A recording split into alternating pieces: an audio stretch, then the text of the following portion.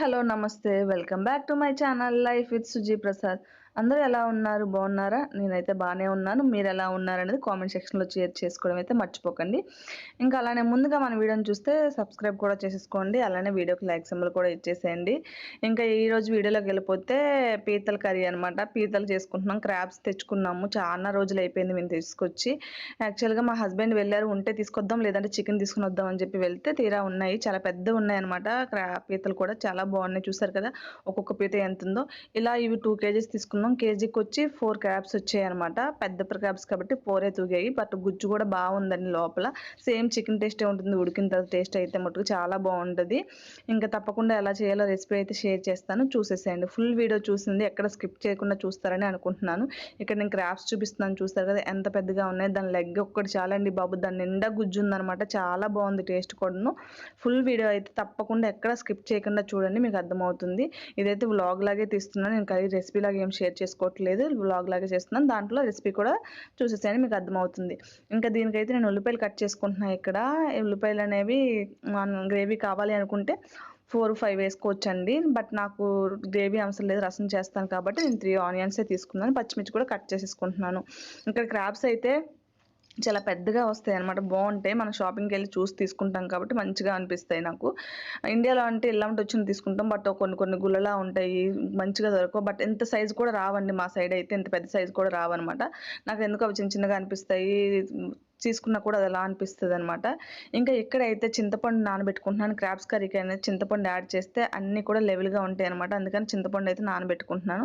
చింతపండు యాక్చువల్గా అయితే నేను ముందు నానబెట్టుకుంటున్నాను కాబట్టి నార్మల్ వాటర్లో నానబెట్టుకుంటానండి. ఇక్కడ ఏంటంటే మనం ఎప్పటికప్పుడు కావాలనుకుంటే కొద్దిగా చింతపండు తీసుకొని కడిగేసి హాట్ వాటర్లో వేసేసుకున్నా లేదా ఓవెన్లో 30 సెకండ్స్ పెట్టుకున్నా కూడా తొందరగా నానిపోతుంది అనమాట.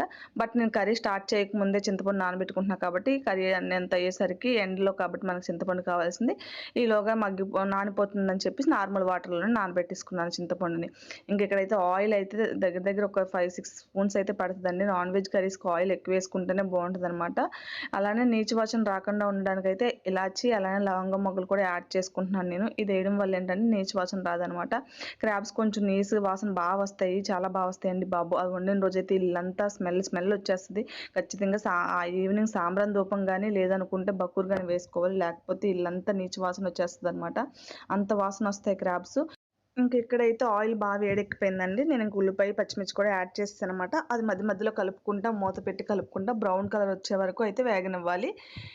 ఇలా మధ్య మధ్యలో మనం ఉల్లిపాయ వేగుతుందో లేదో చెక్ చేసుకుంటా బ్రౌన్ కలర్ వచ్చేవాళ్ళని, మొత్తంగా బ్రౌన్ కలర్ వస్తే అప్పుడు అనేది బాగా వేగినట్టు అనమాట. నాన్ వెజ్ కర్రీస్కి ఏట్లకైనా కూడా అలానే వేగనివ్వాలి ఉల్లిపాయని. ఇక్కడైతే ఉల్లిపాయ చూసారుగా ఈ కలర్లోకి వచ్చిన తర్వాత నేను అల్లం వెల్లుల్లి పేస్ట్ యాడ్ చేసేసుకుంటున్నాను. ఇక్కడ ఒక 2 టేబుల్ స్పూన్స్ అయితే యాడ్ చేశాను. చెప్పానుగా క్రాబ్స్ ఆల్రెడీ నీచు వాసన వస్తాయని కొంచెం ఎక్కువే యాడ్ చేస్తాను అనమాట, ఆ వాసన రాకుండా ఉండడం కోసం అయితే. బట్ మనం ఫస్ట్ నీట్గా క్లీన్ చేసేసుకుంటే ఎలాంటి వాసన కూడా ఉండదండి. కుకింగ్ అయిన తర్వాత అయితే టేస్ట్ కూడా అంతే బాగుంటుంది. ఇక్కడ చూసారు కదా అల్లం వెల్లుల్లి పేస్ట్ వేగిపోయింది. నేను క్రాబ్స్ కూడా యాడ్ చేసేసుకున్నాను. టేస్ట్ విషయానికి వస్తే ఒక్కసారి మనం తిన్నామంటే అస్సలు వదలమండి. యాక్చువల్గా బిఫోర్ మ్యారేజ్ అయితే నేను అస్సలు తినేది, కానీ ఫస్ట్ టైం అయితే ప్రెగ్నెన్సీ టైంలో తిన్నాను నేను.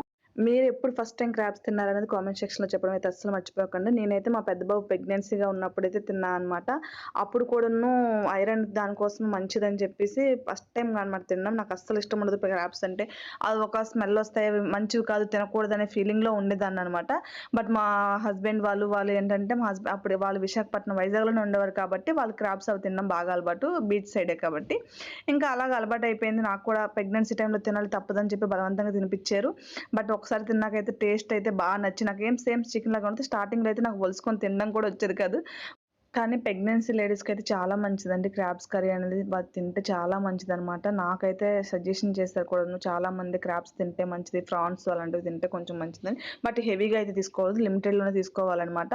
అదేంటంటే ఐరన్ ఉంటుంది కాబట్టి దానివల్ల మనకి ప్రెగ్నెన్సీ లేడీస్ కానీ నార్మల్ మనకైనా కూడా మంచిది. వీడియోలోకి వచ్చేస్తే ఇక్కడ నేను టమాటాను అయితే పేస్ట్ చేసి పెట్టుకున్నాను అనమాట గ్రేవీ కోసం. క్రాబ్స్ కొద్దిగా మగ్గిన తర్వాత అయితే పసుపు అలానే ఉప్పు వేసి నీచు వాసన పోయేటట్టు మగ్గనిస్తాను అనమాట. ఇప్పుడు వేసేసుకుంటే ఏంటంటే కొంచెం స్మెల్ అనేది ఏమి ఉండదనమాట. పసుపు మనకి దానికి కొంచెం ఎక్కువే పడుతుంది. నేను చూసారుగా పసుపు అయితే కొంచెం ఎక్కువే వేశాను. ఉప్పు కూడా వేసి ఒక్క 5 to 10 మినిట్స్ అయితే మగ్గనిస్తాననమాట. వాటర్ దిగుతుంది. ఆల్రెడీ క్రాబ్స్ కొద్దిగా మగ్గిపోయాయండి. అందుకని చెప్పేసి నేను మగ్గనిచ్చిన తర్వాత ఇంకా గరం మసాలా యాడ్ చేసుకున్నాను ఇక్కడ. అలానే కారప్పొడి కూడా యాడ్ చేసేసుకుంటున్నాను.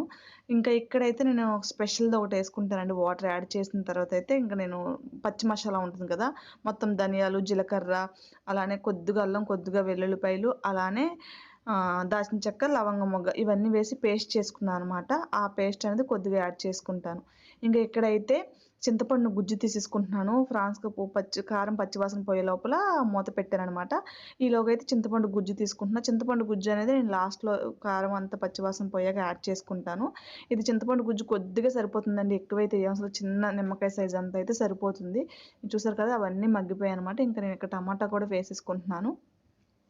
టమాటా కూడా కొంచెం బాగా మగ్గిపోయింది అనుకున్న తర్వాత అయితే చింతపండు గుజ్జు యాడ్ చేసుకుంటా. టమాటా పేస్ట్ వేసింది మనకు గంటి పెట్టి కలపడానికి అయితే అవ్వట్లేదు. నాది కొంచెం కడాయి కూడా చిన్నగా అనిపించింది. బట్ ఇంక నేను అందుకని చెప్పేసి చేతితో అయితే మెదిపాననమాట. మెదిపితే టమాటా గుజ్జు అంతా కిందకి మంచిగా వెళ్ళిపోతుంది. చక్కగా మగ్గుతుంది.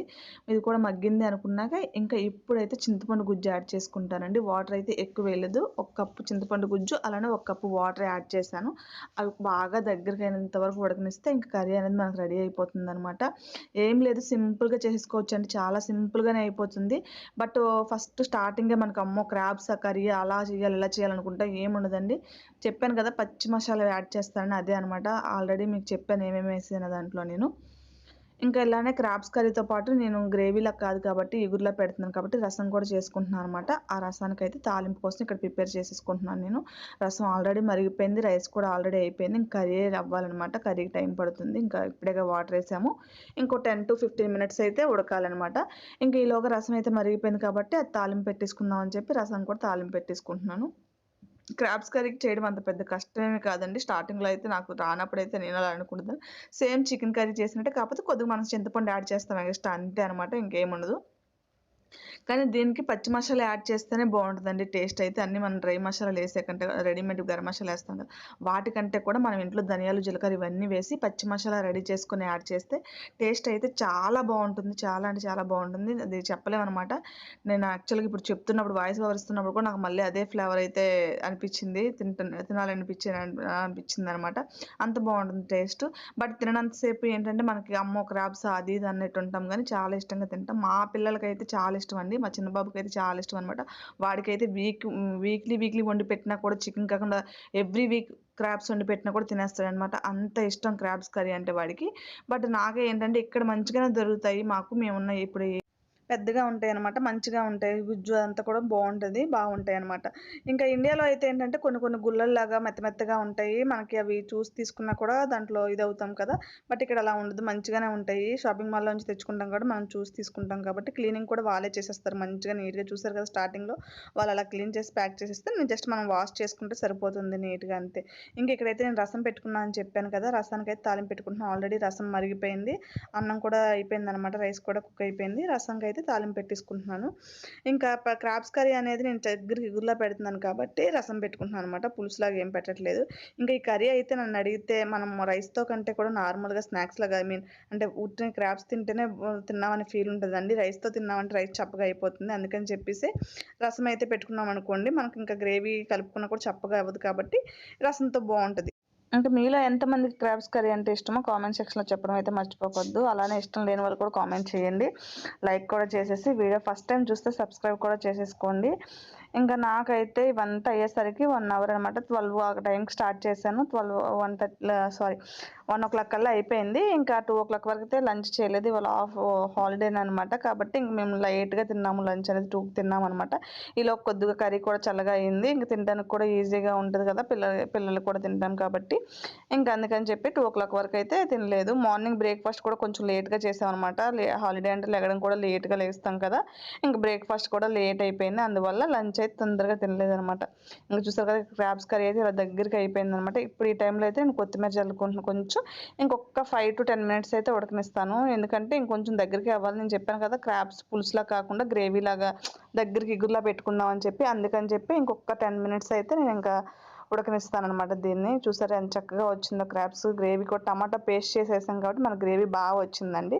నార్మల్గా అయితే మనం టమాటాని ముక్కల్లా వేస్తే ఇంత గ్రేవీలా వచ్చేది కాదు. మసాలా కూడాను పచ్చి మసాలా వేసాం కదా, ధనియాలు జీలకర్ర ఇవంతా పచ్చి మసాలా వేసాం కాబట్టి గ్రేవీ బాగా వస్తుంది.